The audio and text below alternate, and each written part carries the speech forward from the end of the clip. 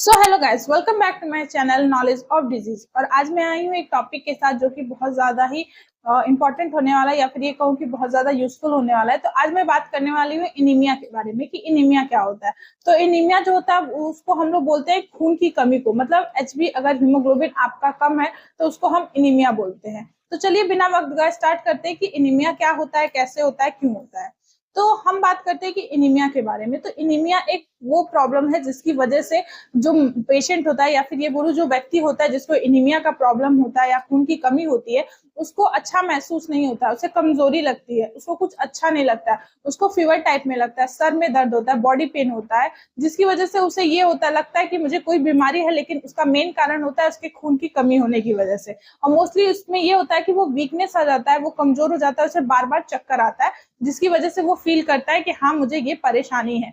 तो खून की कमी होने की वजह से उसको बहुत सारी दिक्कतें आती हैं और बहुत ज्यादा वो कमजोर महसूस करता है खुद को। तो ये होता है इनीमिया, मतलब खून की कमी। इनीमिया का प्रॉब्लम हम अब बताते किस किस में हो सकता है। इनीमिया का प्रॉब्लम बच्चों में भी हो सकता है, बड़ों में भी हो सकता है, किसी महिला में भी हो सकता है, गर्भवती महिला में भी हो सकता है। तो ये इन लोगों में सब में, मतलब मैं ये कह सकती हूँ कि ये किसी को भी हो सकता है, मतलब किसी भी पर्सन को खून की कमी हो सकती है अगर उसके अंदर सही से इम्यूनिटी सिस्टम उसका सही नहीं है, या फिर उसका खान पान सही नहीं है, या फिर बहुत ज्यादा उसको प्रॉब्लम है, तो भी ये हो सकता है। मेंस्ट्रुएशन पीरियड के वक्त अगर बहुत ज्यादा ब्लीडिंग हो रही है तो भी पेशेंट को इनीमिया का प्रॉब्लम हो सकता है। अगर मान लीजिए कोई लेडी है जिसका एबॉर्शन हुआ है और उसका क्लियर नहीं हुआ है, मतलब उसका ठीक से एबॉर्शन नहीं हुआ है, तो भी उसको ब्लीडिंग होगी, जिसकी वजह से वो इनीमिया की पेशेंट हो सकती है।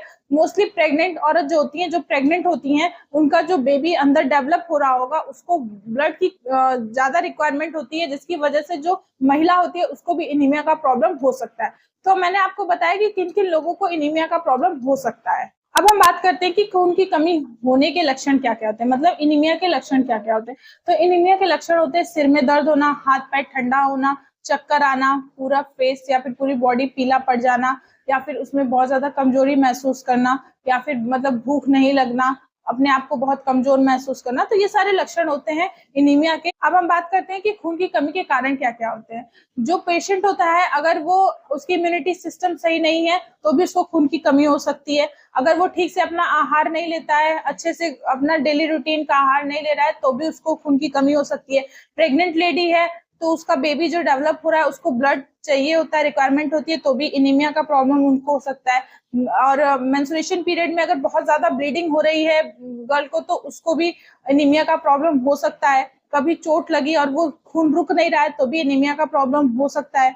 ऑन द वे अगर डिलीवरी हो रही है और ब्लड नहीं रुक रहा है तो भी इनीमिया का प्रॉब्लम हो सकता है। अगर किसी पेशेंट को क्या बोलते हैं कि यूट्रस का प्रॉब्लम है, मतलब कि अगर उसका यूट्रस जो है क्या बोलते हैं कि वो सही नहीं है, या फिर उसको सिस्ट है, तो भी ब्लीडिंग होती रहती है, तो उससे भी हो सकता है। तो ये सारे कारण होते हैं इनीमिया होने के। अब हम बात करते हैं कि अगर हमें खून की कमी से बचना है तो हमें क्या क्या करना चाहिए। तो खून की कमी से बचने के लिए आपको डेली रूटीन में अपने अच्छी चीजें खानी चाहिए। आप चुकंदर खा सकते हैं, गुड़ चना सुबह सुबह खा सकते हैं, या फिर अच्छा आहार लीजिए, आयरन युक्त आहार लीजिए, जिसकी वजह से आपको इनीमिया का प्रॉब्लम नहीं होगा।